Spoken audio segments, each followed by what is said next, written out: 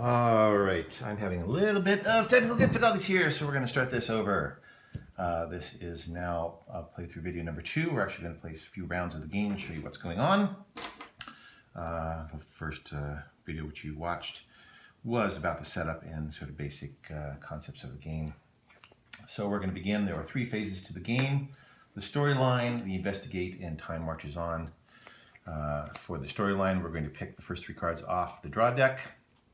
And as we saw in the last video, there are follow the lead cards, interrogate cards, and cliffhanger cards. Each has an icon in the upper corner, which shows us the most likelihood of getting that particular thing in this draw. So because we have a lot of time going here, I'm actually going to start off with hopefully gaining an item that I can use later on in the game. So I'm going to choose a follow the lead card. I'm going to place that there. I'm going to replace this cliffhanger card face up. And I'm going to replace this card back in the middle of the deck. If you look at our cliffhanger, our follow the lead card here, there are a variety of things. There's an icon in the upper right, which is used to determine items you're going to be receiving, as well as the criminals that you may be encountering later in the game. There are a series of storyline rows. Each one has a number plus a set of icons. The number refers to the number of hours left in the case. If the number is equal to or greater than the number of hours, then you're going to choose that particular row. So in this case, we're going to be looking at the first row. Each of the storyline icons then shows, each of the storylines shows then a set of icons. There's always 3 icons in the first row, 4 in the second, and 5 in the third. These may be double or tripled up depending on the icon mix. In this case here, we need to roll for 1, connect the dots, as well as 2, make the rounds icons. You do not have to roll these icons in a particular order. We just have to have this set of icons by the time we're done rolling our dice. It then shows a succeed and a failure for this part of our investigation. If we succeed, actually, we're going to gain some stamina. And if we fail, we will also lose some stamina. And lastly, there are 4 icons, or between 0 and 4 icons in each card around the 4 sides. These are alignment icons. If in the game we start to create plot lines, so we're going to have a main plot line plus some secondary plot lines. Each of the subplot lines has to have 1 fewer card than the main line.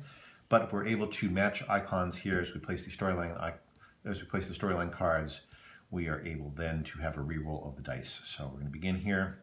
If we look at a little bit of flavor text here, we have a man who obviously is in some turmoil that we are grilling, and he says, "All right, I'll tell you what I want to know." Or excuse me, I'll tell you what I know. So hopefully we're going to find out some information about poor Matilda here. So as we learned in the last video, there are 4 yellow investigate dice, 1 underworld, and 1 paperboy die. And I'm going to stand up for 1 second just to make sure everything is still recording here. I've been having some trouble today on this. Yes, we are good. All right, so let's continue on. So as we learned last time, each of the dice has an asterisk on 2 of the faces that actually determines which of those faces are repeated. So the order in which you roll these dice is important. Again, you cannot roll 1 die multiple times unless you have the reroll action to do so. So each die is only, in essence, rolled once. If you have enough stamina to roll more than 4 dice, you can temporarily mark a die face by putting a twist icon close to the row here. And then re-rolling 1 of the dice to keep track of what's going on. So let us begin. I need 2 of the make the rounds, and we'll connect the dots. And I actually am kind of shortcutting my, usually here when I'm playing the game, so I just refer to it eyeballs, newspapers, footsteps, and bullets. So we need 2 footsteps. So I'm actually going to pick this die here. And because that one allows me to roll extra footsteps, this actually allows me to roll a better chance of running both footsteps and eyeballs. So that's a good first one to roll. I did get 1 of the eyeballs I need, so now I need 2 footsteps. So I'm going to pick this die here because that again gives me, no, not that one. See here, this one here gives me a good chance of rolling footsteps, which I did receive. So I need 1 more footstep and I'm ready to go. So I'm actually going to roll the 3rd one here. That got me a bullet, which is no good. 4th got me a bullet as well. Since we're early on the investigation, I'm going to use Velda's action, her special action, which allows me to roll both gray and red dice too. And unfortunately, I did not get the other footstep I need. However, I did get 3 of a kind. So as you see, there are 3 dice here with bullets on them. That means actually we negate the failure, which is great, which is a nice thing to have. And So I'm not going to go down in my stamina, which is great. And then I can choose one of these twist icons to retain for my next turn. And I'm actually going to pick, I think, one of these bullets just to have that. So we're going to put that over there. So we're going to go down 1 hour of time, which is the third phase. The time marches on. And we're going to go on to our next set of cards here. So 1, 2, and 3. And again, follow a lead. Cliffhangers and interrogate. And this time, you know what? I'm still going to try hopefully for an item just to have one in the game. So I'm going to put this one over here temporarily off to one side. I'm going to replace, let's see, this one face up, and I'll put this one back randomly in the pile. So this time, follow lead, stay back or you'll be sorry. Looks like this woman has some information about poor Matilda for us. We have 2 blue icons and 2 yellows.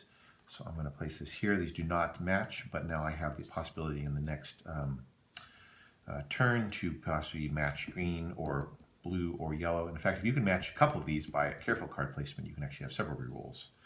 So again, here we're looking at our time, 23 hours. We're going to use this first row. We need 1 eyeball, 1 footstep, and 1 bullet. And I actually already have my bullet, but I'm going to save that here just in case. So let's start with a die that rolls eyeballs and footsteps. We got our eyeballs. Let's pick our next die here, which actually gives us a better chance of bullets and footsteps. And we got our footsteps, which is great. Now at this point, I could, if I want, stop rolling dice and use my my twist marker here, but I'm actually going to roll one more just to get a, oh, that did not work, that was a footstep. So at this point I am actually going to stop, and I actually am going to use this. So I actually can gain an item here, and as we look at our directions, just to make sure my wording is correct. So the die icon in the upper right hand corner of the top card of this card pile shows us that we actually have gained ourselves a Paperboy die. So besides Velda's power, additionally I can roll this Paperboy die a second time. So I've actually done pretty well here with an item. Again, the items, the first 4 items are one-time use only. The final 2 items are, as long as you can pay twist icons, you can keep the item in question. So we're going to put this one back there. We're going to reset here, drag it down a little bit, and do on our next 3 cards. So let's actually try our chances at an informant card this time to try to find some clues. So we're going to turn this one up temporarily. We're going to place one back on that pile, and we'll place one randomly in the deck. So the informant card here, unfortunately, does not have any icons attached to it, so I can start a new row there. So I still have the ability to possibly match blue to blue or yellow to yellow. So this informant card, he always orders a Cuba Libre. Looks like I'm talking to some lovely woman at a bar. She's obviously the bartender. So I'm going to place that down there. We're going to, we did do phase 3, so back here. So again, we now roll 2 eyeballs and 1 newspaper. So let's pick the best die for eyeballs and newspapers. I did get one of my eyeballs. I need a second eyeball, so we're going to pick this one here. I got my newspaper, so I still need 1 more eyeball. Let's see what I can do here. That's a newspaper, so no. I'm actually going to use my Paperboy action here to roll the red die. Put this back up here. I rolled another newspaper, which means that the possibly I can. In this, I did not mention that I can actually succeed in this turn and get some clues. But if I fail, I'm going to lose an extra hour of time. So that actually is negated by having 3 newspapers there. So I'm going to roll my 4th one here and really hope for an eyeball. I did get an eyeball, so I've succeeded. I've gained a clue. As you gain clues, you can gain some other things in the game. In this case here, the first clue gains you an extra stamina because you're so elated about the case. So I'm going to move my stamina up to 7, which still gives me 4 dice to roll, but keeps me out of the danger zone for a while. I'm going to check the camera one more time here. We are still good on time. Yes, it's still operating. I only have so much memory in my iPhone, so I have to keep checking that. So that's good, though. All right, we're going to reset to over here. Down there, I'm back to dead end because I didn't pay for that. We're going to go down 1 more hour of time. We'll pick our next 3 cards. And I am feeling okay about my time here. So actually, let's actually try to jam the stamina all the way up to 8 max because we are rough and tumble detectives, aren't we? So I'm actually going to choose potentially a cliffhanger card this time. Again, I'm going to stack the deck back up with informants. And I'm going to turn over this card here. I may have not mentioned, but anytime the draw deck is empty, you're just going to shuffle the discard pile and create a new draw deck out of that. So let's turn this one over here. So cliffhanger here. So actually, I'm going to place this one up here. This has 2 people. Quick, they'll be back any second. Somebody is switching a license plate, so we don't know what's up with that. But the nice thing is that I can actually place this card in one of several positions. I'm going to place this here, and these two yellow icons match. So I actually get an extra reroll within this turn. So I have a little bit of some reroll action, which is nice. And again, we're still within the first story row here, and I need 1 newspaper and 2 bullets this time. If I win, I gain some more stamina. If I lose, I'm going to lose some additional time. So let's try for the best die to choose 4 bullets and newspapers. I got my newspaper. I now need some bullets, so let's roll. Let's see here, which one here we want to roll. Roll that one. Footsteps doesn't do me much good. Footsteps doesn't do me much good. Footsteps doesn't do me much good, but it allows me to potentially not lose more time. However, because we do have a lot of time, I'm going to use Velma's power here, draw both of these, and I got one of the bullets I need, which is great. And well, we know we do have a reroll, so I'm going to pick the best die possible for a potential reroll here. Oops, excuse me.